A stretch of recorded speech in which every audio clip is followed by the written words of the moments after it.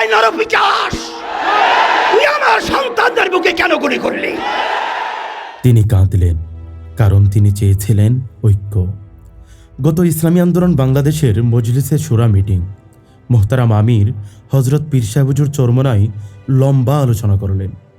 লম্বা আলোচনার এক পর্যায়ে তিনি বলেন, আমি ইসলাম, দেশ ও মানবতার স্বার্থে তাদেরকে বিশ্বাস করেছিলাম।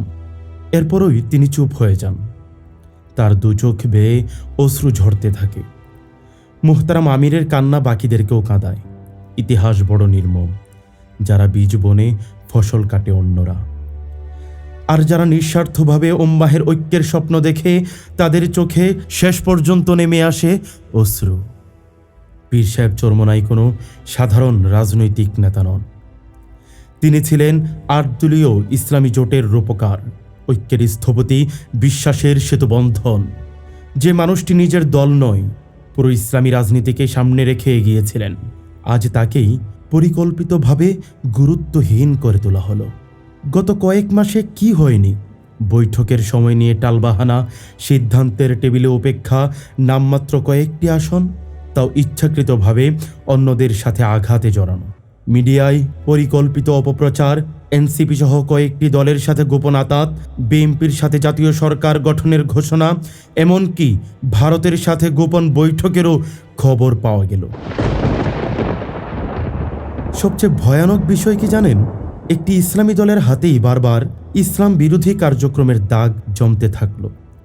ক্ষমতার লোভ যখন নীতি গ্রাস করে, একচ্ছত্র আধিপত্য যখন শুরার জায়গা দখল করে, তখন ইসলামের নাম ব্যবহার করেও ইসলামকে আঘাত করা হয়। পীর সাহেব হুজুর চরমোনাই এসব সহ্য করেছেন, চুপ থেকেছেন, ঐক্যের স্বার্থে নিজের অপমান গিলে খেয়েছেন।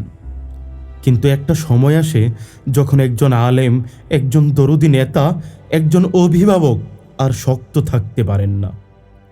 তিনি কাঁদলেন।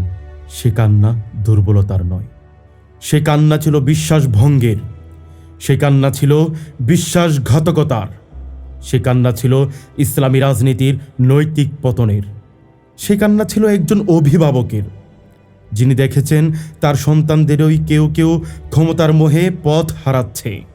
আজ অনেকেই চুপ, কিন্তু ইতিহাস চুপ থাকবে না।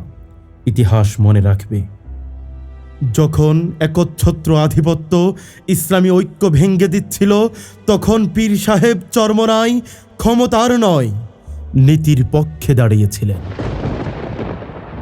পরিশেষে আমাদের একটাই স্লোগান, শুধু নেতা নয়, নীতির পরিবর্তন চাই।